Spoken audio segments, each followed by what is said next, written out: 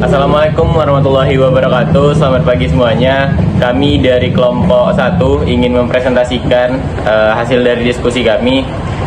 Dan sebelumnya perkenalkan, saya Ahmad Aryatala dan rekan saya Agnes Trisanti. Saya Agnes Rutmawati Samora. Saya Tasya Amelia.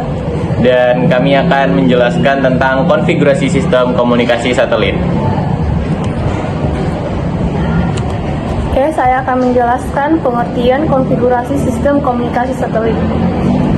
Konfigurasi sistem komunikasi satelit adalah susunan dan cara kerja dari semula komponen yang digunakan untuk mengirim dan menerima informasi seperti suara, data, atau video melalui satelit. Sistem ini memungkinkan orang di berbagai tempat di bumi untuk berkomunikasi tanpa kabel dengan bantuan satelit yang mengorbit di luar angkasa. Selanjutnya, komponen utama terdiri dari 3, yaitu pertama, ruas bumi atau Earth segment, kedua, ruas satelit atau Space segment, ketiga, pembagian transponder pada satelit. Selanjutnya akan dibahas oleh teman saya, Adia. Oke, selanjutnya akan membahas tentang konfigurasi pada ruas bumi atau Earth segment. Komponen utama dari ruas bumi adalah stasiun bumi atau Earth Station yang bertanggung jawab untuk mengirimkan sinyal ke satelit atau uplink dan menerima sinyal dari satelit atau downlink. Selain itu, ruas bumi juga mencakup perangkat pengguna seperti VSAT atau Very Small Operator Terminal dan sistem pengendali satelit atau TTNC, yaitu Telemetry, Tracking, and Command. Selanjutnya, elemen-elemen penting yang digunakan. Ada 3, yang pertama itu stasiun bumi, yang dimana dilengkapi dengan peralatan untuk mengirim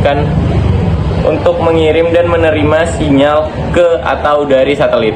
Yang kedua itu ada perangkat terminal pengguna, yang dimana perangkat ini berfungsi sebagai titik awal atau akhir dari transmisi data, baik untuk keperluan individu, perusahaan, maupun institusi.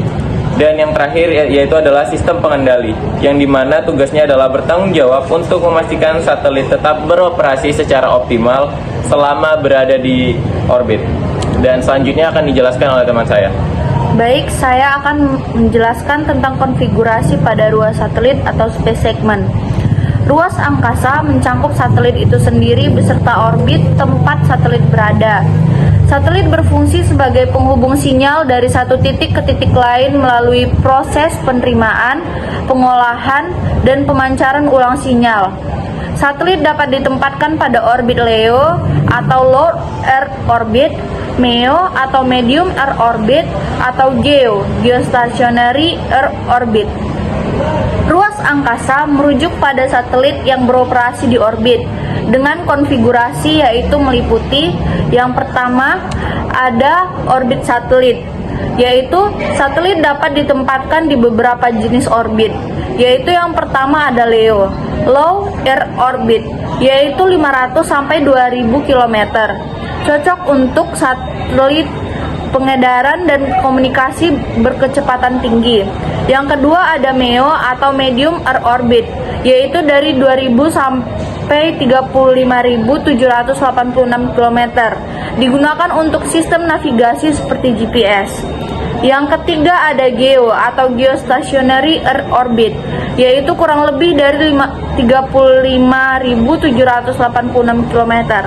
Satelit tetap di posisi relatif terhadap bumi, ideal untuk siaran TV dan komunikasi tetap.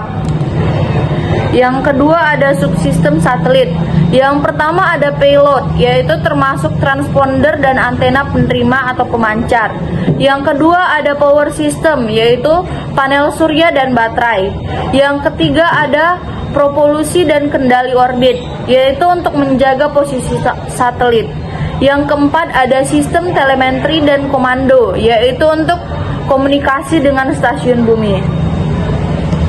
Selanjutnya akan dijelaskan oleh teman saya. Selanjutnya adalah pembagian transponder pada satelit. Transponder adalah komponen inti dari sistem komunikasi pada satelit.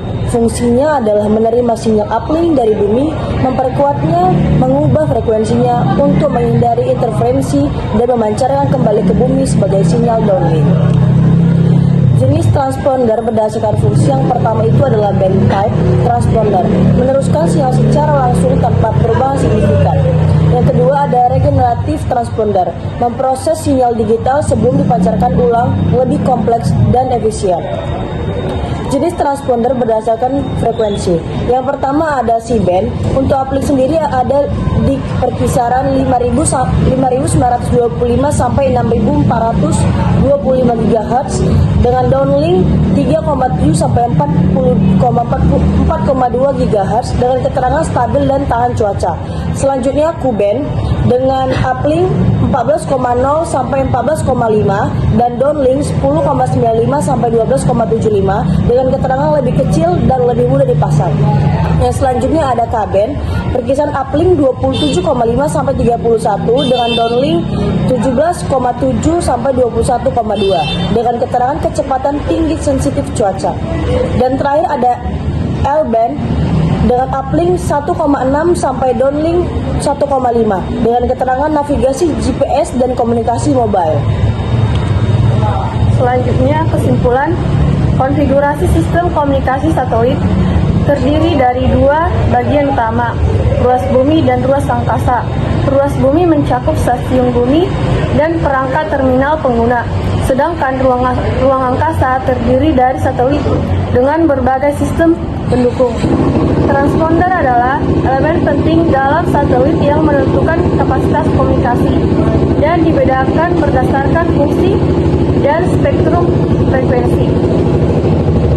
Arya. Baik, sekian presentasi dari kelompok kami yang berjudul konfigurasi sistem komunikasi satelit.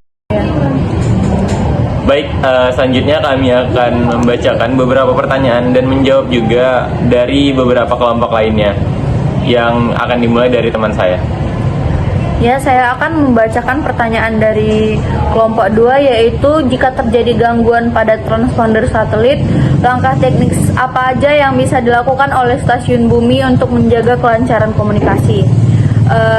Saya akan menjawab pertanyaan ini, yaitu jika transponder satelit mengalami gangguan, stasiun bumi biasanya melakukan langkah-langkah teknis seperti yang pertama adalah monitoring dan analisa sinyal, yaitu memeriksa kualitas sinyal, frekuensi, daya pancar, dan noise. Yang kedua ada switching ke transponder cadangan, yaitu sebagian besar satelit dilengkapi backup transponder yang bisa diaktifkan jika transponder utama bermasalah. Yang ketiga ada koordinasi dengan pusat pengendali satelit, yaitu untuk melakukan penyesuaian teknis dari sisi satelit, misalnya pengalihan beban trafik. Yang keempat ada rerouting komunikasi, yaitu mengalihkan jalur komunikasi melalui satelit lain yang tersedia jika kerusakan cukup serius. Selanjutnya akan dijelaskan oleh teman saya Ocha. Pertanyaan selanjutnya adalah apa langkah yang bisa diambil untuk mengurangi risiko tabrakan antar satelit di orbit geostasioner yang semakin padat? Dan saya akan menjawab beberapa langkah pencegahannya adalah yang pertama, penentuan slot orbit secara ketat, oleh itu International Telecommunication Union, sehingga setiap satelit memiliki posisi orbit yang jelas. Yang kedua, penggunaan sistem propulsi untuk melakukan station keeping agar satelit tetap berada di slot orbitnya. Yang ketiga, koordinasi internasional agar operator satelit agar tidak saling konflik posisi. Yang keempat, end of life disposal. Satelit yang sudah tidak aktif harus dipindahkan ke gravert orbit sekitar 300 km di atas geo agar tidak mengganggu satelit aktif. Selanjutnya akan dilanjutkan oleh teman saya Agnes. Selanjutnya saya akan menjawab pertanyaan kelompok 4. Jelaskan fungsi VSAT atau Very Small Aperture Terminal dalam kondisi satelit. VSAT adalah stasiun bumi kecil dengan antena berdiameter 0,75 sampai 2,4 meter yang digunakan untuk komunikasi satelit. Fungsinya 1. Menghubungkan daerah terpencil dengan jaringan komunikasi satelit tanpa perlu infrastruktur kabel. Kedua, akses data, suara, dan video secara langsung melalui satelit. Ketiga, mendukung aplikasi bisnis seperti perbankan, ATM, perusahaan minyak, hingga pendidikan jarak jauh. Keempat, membangun jaringan komunikasi privat atau private network yang aman dan luas bagi organisasi atau perusahaan. Selanjutnya akan dijawab oleh teman saya. Baik, selanjutnya saya akan menjawab pertanyaan dari kelompok 5, di mana mengapa sistem komunikasi satelit dianggap sebagai solusi untuk mengatasi tantangan geografis, terutama bagi negara kepulauan seperti Indonesia. Nah, jadi sistem komunikasi satelit sangat efektif di negara kepulauan seperti Indonesia, dikarenakan yang pertama, cakupannya yang luas, satelit bisa menjangkau ribuan pulau tanpa perlu membangun kabel laut atau menara BTS di setiap pulau. Yang kedua, mengatasi daerah terpencil, yang dimana komunikasi tetap bisa dilakukan di wilayah yang sulit dijangkau infrastruktur darat. Yang ketiga, koneksi cepat dibangun, yang dimana fungsinya lebih praktis dibandingkan membangun jaringan fiber optik atau microwave link yang membutuhkan biaya besar dan waktu yang lama. Dan yang terakhir, mendukung pemerataan akses informasi, yang dimana bermanfaat untuk pendidikan, kesehatan, pemerintahan, dan darurat bencana. Baik, sekian beberapa pertanyaan dari kelompok yang lain yang kami sudah jawab, dan kami akhiri. Assalamualaikum warahmatullahi wabarakatuh. Selamat pagi.